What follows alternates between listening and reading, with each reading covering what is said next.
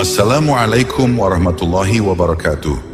Sahabat jejak sufi yang kami muliakan dimanapun Anda berada. Jauh sebelum cahaya Islam menyinari jazirah Arab, di sebuah sudut negeri Yaman, berdirilah sebuah suku yang dikenal dengan nama Jumhur. Kota itu terkenal makmur dan sejahtera. Tanahnya subur, perdagangannya ramai, dan kehidupan masyarakatnya tampak penuh kecukupan. Namun di balik gemerlap kemakmurannya, hiduplah seorang pemuda yang nasibnya jauh berbeda dari kebanyakan orang di sekitarnya. Pemuda itu bernama Ishaf. Ia bukan berasal dari keluarga terpandang, bukan pula dari kalangan orang berharta. Hidupnya sederhana, bahkan cenderung miskin. Hari-harinya dilalui dengan kerja keras hanya untuk sekadar menyambung hidup. Padahal Ishaf dianugerahi paras yang sangat tampan. Wajahnya rupawan, tubuhnya tegap, dan sorot matanya memancarkan keteduhan. Siapapun yang melihatnya pasti terpana oleh ketampanannya. Namun kenyataannya, ketampanan itu seakan tak berarti di mata banyak orang.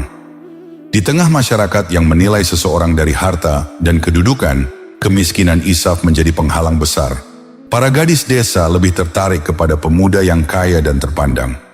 Tak seorang pun dari mereka benar-benar melirik Ishaf. Penolakan demi penolakan yang tak pernah terucap, perlahan menumbuhkan rasa rendah diri di dalam hatinya. Ishaf pun tumbuh menjadi pemuda yang pendiam. Ia sering menundukkan pandangan ketika berpapasan dengan para gadis desa.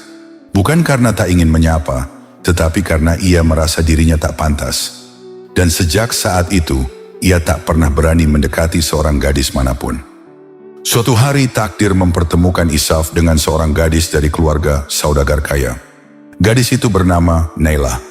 Parasnya begitu cantik dan menawan, bak bunga yang sedang mekar di tengah musim semi. Sikapnya anggun dan sorot matanya memancarkan kelembutan yang memikat siapapun yang melihatnya. Namun ketika pandangan Nailah jatuh kepada Ishaf, sesuatu yang aneh tiba-tiba bergetar di dalam hatinya. Ketampanan pemuda itu seakan memikatnya dalam sekejap. Wajah Ishaf yang rupawan, tatapannya yang teduh, dan kesederhanaan yang terpancar dari dirinya, membuat hati Nailah berdegup kencang. Untuk pertama kalinya, ia merasakan datangnya cinta yang hadir begitu tiba-tiba, tanpa pernah ia duga sebelumnya. Sementara itu, Ishaf yang menyadari dirinya sedang diperhatikan, hanya bisa terdiam. Ia menundukkan pandangannya, hatinya diliputi rasa gugup.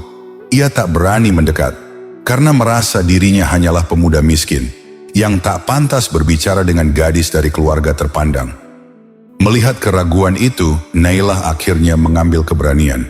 Ia melangkah mendekati Ishaf, dan dengan senyum lembut mengajaknya berkenalan. Percakapan singkat pun terjadi di antara mereka. Dari perbincangan itulah Nailah mengetahui kenyataan, bahwa Ishaf berasal dari keluarga miskin dan hidup dalam kesederhanaan. Namun anehnya, kenyataan itu tidak membuat hatinya mundur. Cinta yang telah bersemi di dalam dadanya tidak mudah dipadamkan oleh perbedaan keadaan. Justru bayangan senyum Ishaf yang menawan dan ketampanan wajahnya terus menghiasi pikirannya, membuat rasa cinta itu semakin kuat dan menggebu. Dan rupanya, cinta Nailah tidak bertepuk sebelah tangan. Ishaf yang selama ini diam-diam mendambakan kasih sayang seorang gadis, hatinya perlahan tersentuh oleh ketulusan Nailah. Ia pun tak ingin menyia-nyiakan perasaan yang datang kepadanya. Perasaan yang selama ini seolah tak pernah ia bayangkan. Sejak saat itu pertemuan mereka bukan lagi sekadar kebetulan. Di antara tatapan, percakapan, dan senyuman yang kian sering terjalin, tumbuhlah sebuah ikatan yang semakin kuat. Hingga akhirnya Ishaf dan Nailah pun terikat dalam jalinan cinta. Cinta yang lahir dari pertemuan tak terduga. Namun benih cinta yang tumbuh di antara Ishaf dan Nailah ternyata tidak berjalan sesuai harapan. Kebahagiaan yang mulai mereka rasakan perlahan dihadang oleh tembok besar yang sulit mereka tembus. Kabar tentang hubungan keduanya akhirnya sampai ke telinga orang tua Nailah. Betapa terkejutnya mereka ketika mengetahui bahwa putri mereka menjalin cinta dengan seorang pemuda miskin. Tanpa banyak pertimbangan, orang tua Nailah langsung menolak hubungan tersebut dengan tegas. Bagi mereka, Ishaf bukanlah pasangan yang pantas bagi putri mereka. Perbedaan status sosial yang begitu jauh menjadi alasan utama. Keluarga Nailah hidup dalam kemakmuran dan kehormatan, sementara Ishaf hanyalah pemuda sederhana yang tak memiliki harta maupun kedudukan. Namun bukan hanya itu yang menjadi penghalang. Di negeri mereka, adat dan tradisi telah lama dijunjung tinggi. Ada aturan yang mengikat kuat kehidupan masyarakat.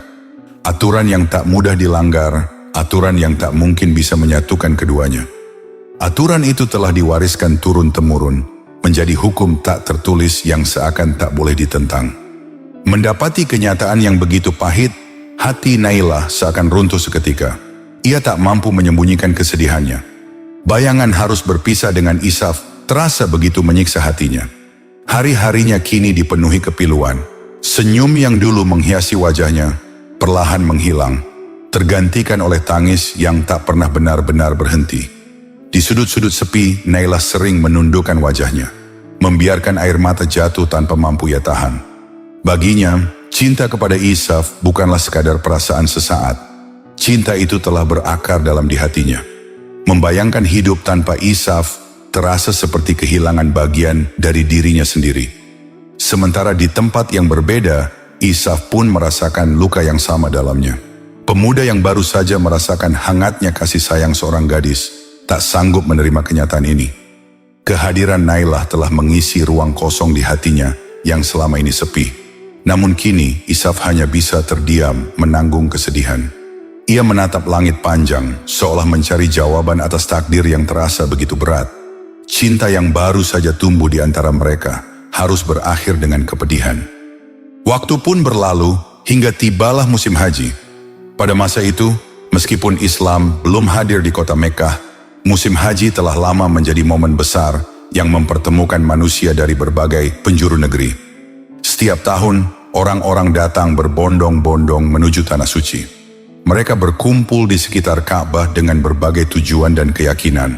Sebagian membawa berhala-berhala untuk dipuja dan disembah, mengikuti tradisi penyembahan yang telah lama hidup di tengah masyarakat.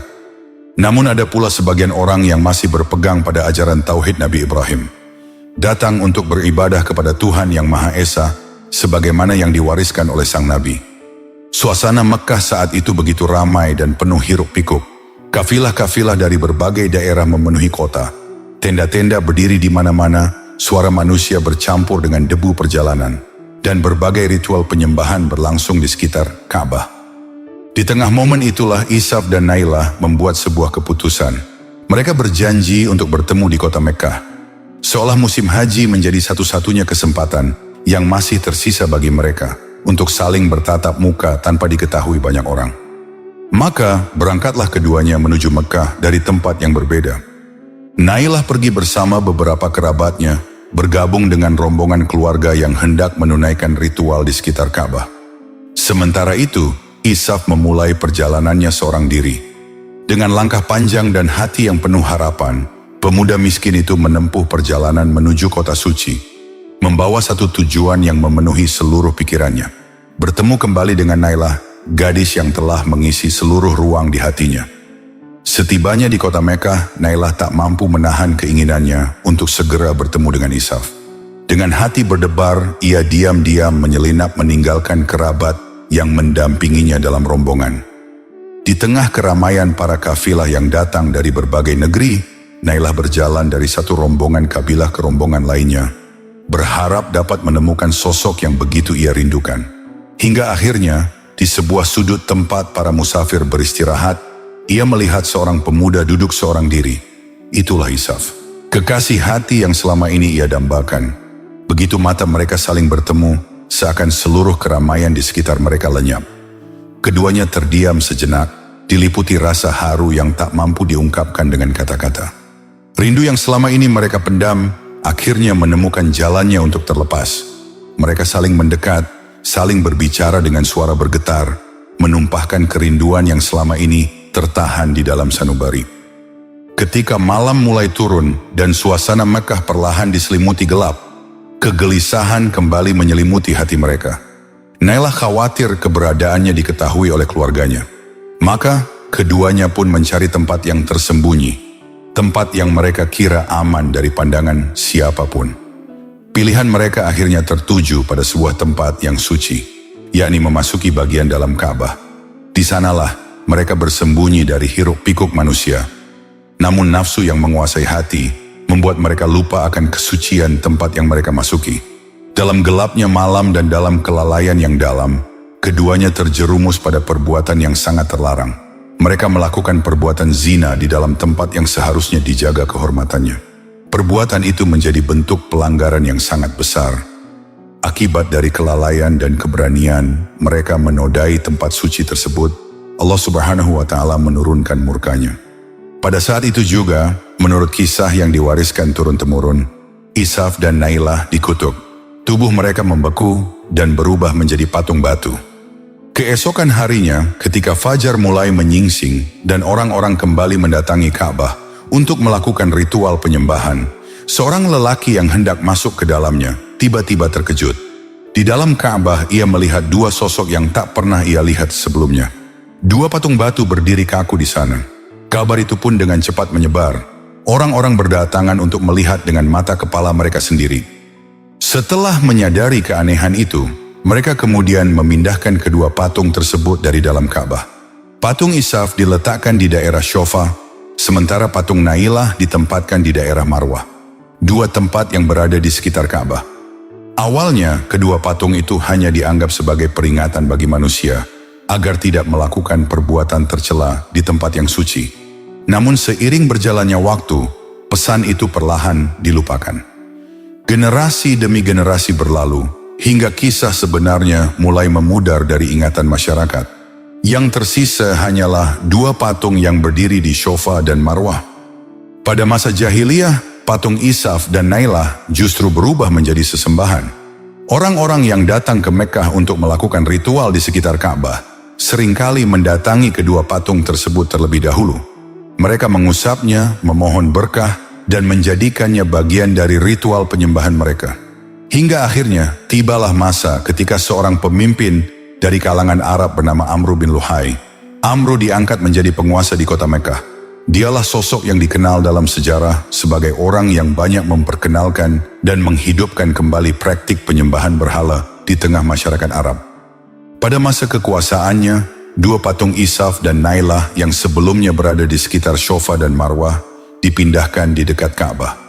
Kedua patung diletakkan berdampingan di tempat yang mudah dilihat oleh setiap orang yang datang berziarah.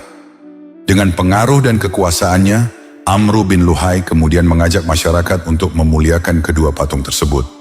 Ia meminta orang-orang untuk menjadikannya sebagai sesembahan. Orang-orang yang datang ke Ka'bah dianjurkan untuk menyembelih hewan sebagai persembahan kurban di hadapan kedua patung itu. Darah hewan kurban ditumpahkan sebagai bentuk pengagungan. Sementara doa-doa dipanjatkan kepada berhala tersebut dengan harapan memperoleh keberkahan. Pada mulanya Amr bin Luhai sebenarnya dikenal sebagai penganut ajaran Nabi Ibrahim yang taat. Di tengah masyarakat Mekkah, ia bahkan dihormati sebagai orang yang berilmu dan dianggap sebagai ulama. Banyak orang menaruh kepercayaan kepadanya karena kesalehan dan pengaruhnya. Namun pada kenyataannya Amr bin Luhai tidak benar-benar memahami secara mendalam ajaran Tauhid yang dibawa oleh Nabi Ibrahim.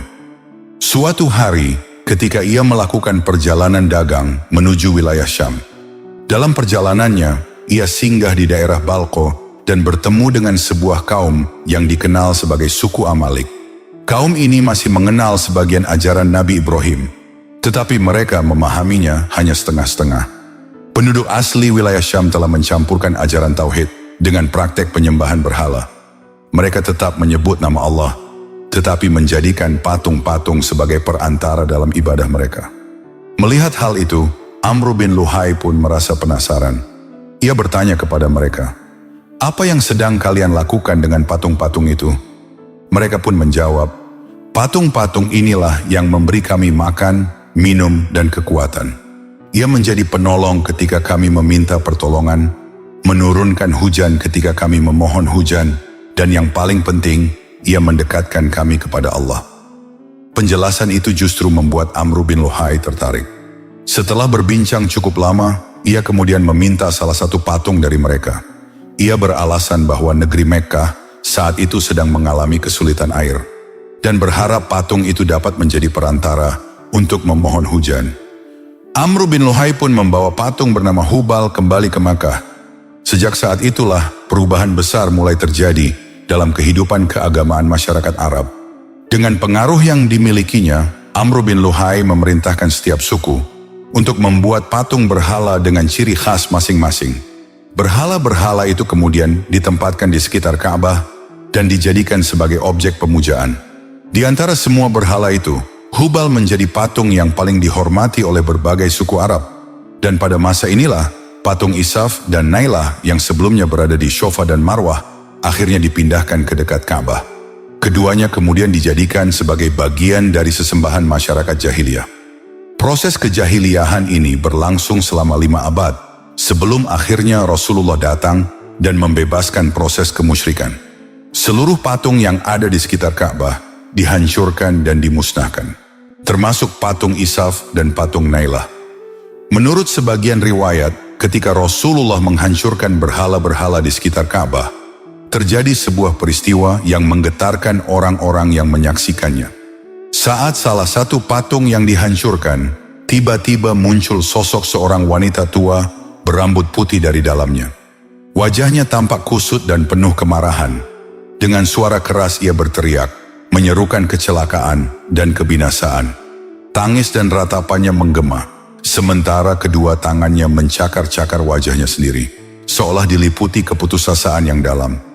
Pemandangan itu membuat orang-orang yang berada di sekitar Ka'bah terkejut. Sosok tersebut seakan menjadi gambaran runtuhnya kekuatan yang selama ini bersembunyi di balik berhala-berhala yang disembah oleh masyarakat jahiliyah. Demikianlah kisah dua insan kekasih yang bernama Isaf dan Nailah, yang dikutuk menjadi patung batu karena berzina di dalam Ka'bah. Akhirul kata, wallahu a'lam bishawab. Sampai di sini dulu perjumpaan kita kali ini. Semoga bermanfaat. Wassalamualaikum warahmatullahi wabarakatuh.